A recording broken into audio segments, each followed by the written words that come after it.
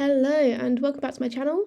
Today we are looking at GCSE Chemistry Topic 6, the rate and extent of chemical change. So this is all about rate of reaction and reaching equilibrium, yeah, you know what I mean. Good start. So I will be posting more videos and will at some point get around to working through some exam questions with you. So of course please subscribe, and I really hope you guys either find this useful. Feel free to like the video and comment below as well if there's anything you want me to cover, or if you have any specific questions that either myself or your fellow students can help you with. But just jumping straight in.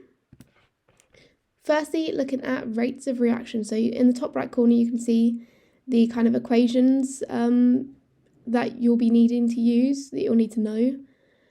So rate of reaction is either amount of reactant used or amount of product formed over time. Rates of reaction can be measured using the amount of product used or the amount of product formed over time, quantity of reactant or product can be measured in grams or centimetre cubed, with rate of reaction unit being in grams per second or centimetre cubed per second, or it could also be used in moles to give moles per second. You can measure rate of reaction on a graph by drawing a tangent on a curve and calculate the gradient of the tangent. So you can see here, this is where a little bit of your math skills come in. You need to be able to kind of work out the gradient of that tangent to get you the rate of reaction. Then factors that affect the rate of reaction is concentration, pressure, surface area, temperature, and catalysts, which we're going to talk a little bit about on this slide. So there's such a thing as collision theory. So this is when chemical reactions can only occur when reacting particles collide with each other and with sufficient energy. This sufficient energy is known as activation energy, so the minimum amount of energy required for particles to react. Increasing the concentration of liquid reactants, the pressure of reacting gases, and the surface area of solid reactants increases the frequency of these collisions and so increases rate of reaction. Increasing the temperature increases the frequency of collisions and makes collisions more energetic, again increasing rate of reaction. Catalysts are substances that speed up chemical reactions without being changed or used up in the reaction and are not included in the equation of a reaction. They work to decrease activation energy, so less energy is required for a reaction to take place, or provides a completely different pathway for a chemical reaction to take place with lower activation energy.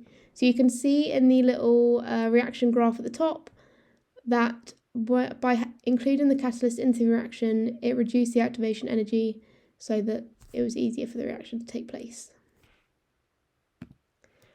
Then we have reversible reactions and dynamic equilibrium. So in some chemical reactions, the products of the reaction can react to produce the original reactants. That's so many words. And the direction of the reaction can be changed by changing the conditions, such as, for example, the Haber process. So this is a reversible reaction, hydrogen plus nitrogen to give you ammonia. Sorry, the little picture, and it's kind of go over it. But and then obviously the ammonia can go back into hydrogen and nitrogen. That little image there that is in the way is the reversible reaction symbol. So normally, of course, you would use the arrow to suggest the direction of reaction, but with reversible, you would use this one. If a reaction is endothermic one way, it is exothermic in the opposite direction, and you must remember that the same amount of energy is transferred both ways. When a reversible reaction occurs in a closed system, equilibrium is reached when the reaction occurs at exactly the same rate in each direction. The relative amounts of all the reacting substances at equilibrium depend on the conditions of the reaction. If the system is at equilibrium, I'm so sorry, I can't speak today for some reason. If the system is at equilibrium and the conditions change, then the system responds to counteract this, also known as Le Chatelier's principle.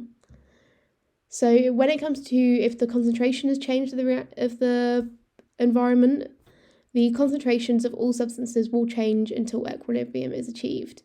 If the concentration of reactants is increased, then equilibrium will shift to the right-hand side of the reaction to produce more products and reach equilibrium again. If concentration of products is increased, then the equilibrium will shift toward the left-hand side and making more reactant be produced.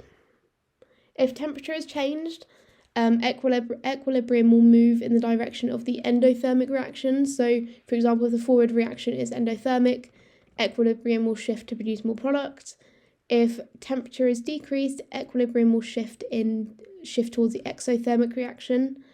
So then that will see, so in that same example, if the forward reaction is endothermic and then the reverse reaction is exothermic, that'll mean more reactant is produced. And then when it comes to changing pressure, when pressure is increased, the reaction with the least number of molecules will be favoured, shifting to the side of the reaction with fewer moles of gas. If pressure decreases, equilibrium will shift to the side with more moles of gas. So that is everything for today's video. Super quick, a lovely little section.